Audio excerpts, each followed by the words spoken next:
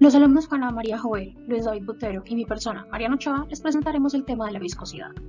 La viscosidad refleja la resistencia al movimiento de un fluido y tiene un papel análogo al del rozamiento en el movimiento de los sólidos.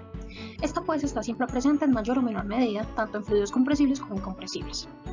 El modelo más simplificado es el modelo denominado de fluido perfecto o no viscoso, en el cual no se tienen en cuenta las fuerzas viscosas. Por ejemplo, en el caso del agua a veces hablamos de flujo de agua seca para el caso del flujo no viscoso. Tomando como ejemplo una tubería, las capas de fluido más próximas a la pared serán las más lentas y frenarán a las capas más interiores, es decir, las más rápidas, apareciendo pues una distribución de velocidades. Gracias a esto podemos definir dos tipos de regímenes. En primer lugar tenemos el régimen laminar, que ocurre cuando el flujo tiene un movimiento ordenado en el que las partículas del fluido se mueven en líneas paralelas. Luego tenemos un régimen turbulento, en el cual el fluido presenta un movimiento desordenado con mezcla intensiva entre las distintas capas. Sin embargo, entre ellos se puede producir un régimen de transición. Para la viscosidad de fluidos reales tenemos dos condiciones. En primer lugar, debido a la acción de fuerzas viscosas de rozamiento, se observa que justo en la pared la velocidad del fluido es cero con respecto a la misma. A este hecho se le denomina condición de no deslizamiento. Por otra parte, cuando se trata de un flujo turbulento, no todo el flujo será con esta condición, debido a la condición de no deslizamiento. Por lo tanto, tendremos dos zonas con comportamientos diferenciados. En primer lugar, una zona libre, donde se tiene la influencia de las fuerzas de inercia, que son mayores a las fuerzas viscosas, y por ende se tiene un régimen localmente turbulento.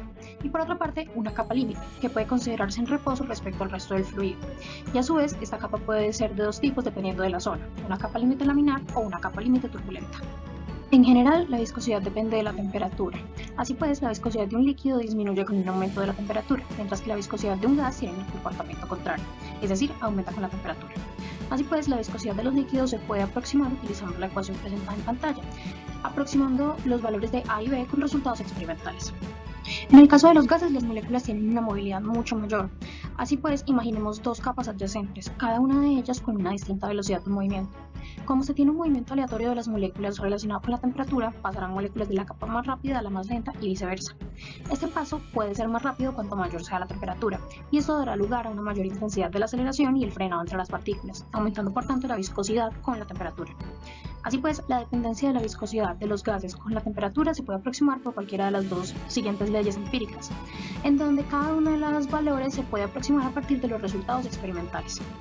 En los fluidos newtonianos, la viscosidad no depende de ninguna variable mecánica como lo puede ser la tensión cortante, y además, tau y la derivada cumplen una relación estrictamente lineal. Así pues, podemos decir que se cumple la ley de Newton. A partir de esto podemos decir que el factor de proporcionalidad μ que aparece en esta ecuación es la denominada viscosidad dinámica, que en fluidos newtonianos es una constante salvo por su dependencia con la temperatura. Así pues, solamente los fluidos newtonianos, como por ejemplo el agua o el mercurio, cumplen esta ley de Newton. Además de la viscosidad dinámica, también podemos definir la viscosidad cinemática, con la ecuación presentada en pantalla, cuyas dimensiones son metros al cuadrado segundos a la menos 1.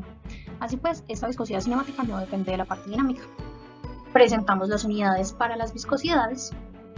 No todos los fluidos se comportan como fluidos newtonianos. Así, definimos a los fluidos no newtonianos como aquellos que no siguen la ley de Newton y por ende podemos decir que su viscosidad depende de variables como la tensión cortante o el tiempo, es decir, variables físicas. Algunos ejemplos de estos fluidos son los fluidos biológicos, las pinturas al aceite, las soluciones coloidales, entre otras tantas. En el trabajo común con fluidos no newtonianos se introduce el concepto de viscosidad efectiva, que permite, con ciertas limitaciones, realizar los cálculos mediante las fórmulas de fluidos newtonianos. Sin embargo, esto no será constante. El valor de la viscosidad efectiva se calcula en el diagrama reológico como la pendiente de las rectas que unen el origen de coordenadas con los puntos de la curva de corriente para las condiciones del flujo, aplicando la ecuación que aquí se presenta. El experimento que se propone consiste en mezclar maicena con agua. Así pues, cuando se comienza a jugar con esta mezcla, se puede formar una bola con una porción del material y se observará que la forma esférica se mantendrá siempre y cuando se haga presión con las manos. Cuando esta presión ceda, la bola perderá su rigidez y se desparramará como toda materia semilíquida. Este comportamiento tiene la siguiente explicación. Las partículas de almidón suspendidas en el agua tienen aproximadamente entre 1 y 10 micrómetros de tamaño. Entre las partículas existe una pequeña película de agua que actúa como lubricante. Si se hace una ligera presión, las partículas se deslizarán unas sobre otras. Sin embargo, si hacemos demasiada presión, las partículas llegarán a tocarse, habrá fricción entre ellas y la masa se volverá mucho más viscosa. Cuanto más rápido y con más fuerza se quiera deformar la masa, más fricción se producirá entre sus partículas.